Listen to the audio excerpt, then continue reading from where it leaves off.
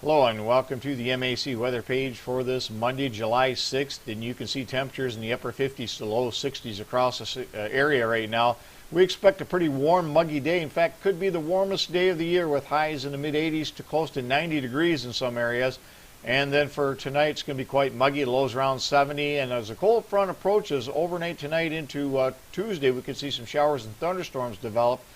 Best bet is most of the area that does get rain. We'll see around a quarter to maybe a third of an inch, obviously more in and around thunderstorms. If we take a look at the satellite area, you notice the really cool tops of some of these thunderstorms that have developed across southeast Nebraska and another pretty good area of enhancement over south central, southeastern Iowa. And again, that low pressure system will move from Iowa across the Michigan, Indiana, Ohio border here over the next 24 hours, and that's what will bring us some showers and thunderstorms. The best support is going to be off to the north. I think that's where the heaviest rainfall will be across the areas from Iowa to Wisconsin into the UP of Michigan.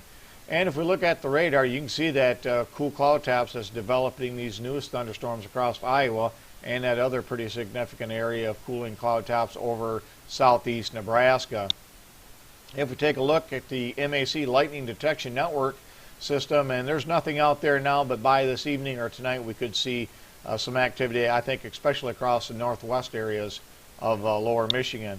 If we look at the low-level wind field map, you can see where the convergence along this front is, and you can see for the most part the best circulation across Iowa. Again, that'll move off to the east. And if we look at the forecast map for later today, you can see low pressure system back across northwest Iowa. Again, it'll be moving to the east-southeast across the borders of lower Michigan, and strong to severe thunderstorms and flooding rains will be out ahead of it.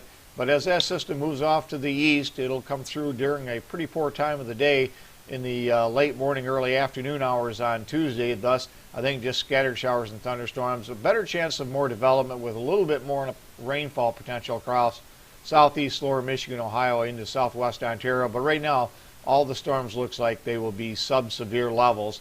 And a new front or a new low on this front develops across the south, and we're going to see this eventually, this front, to flatten out or lay across the area with wave after wave of low pressure systems moving up the front here over the next 7 days. And we're just going to have to see how far that extent of the heaviest rains falls. Right now, it looks like the area across the Ohio Valley into far southern lower Michigan once again are going to be under the gun here as we go through the next 7 days for some potentially very heavy rainfall.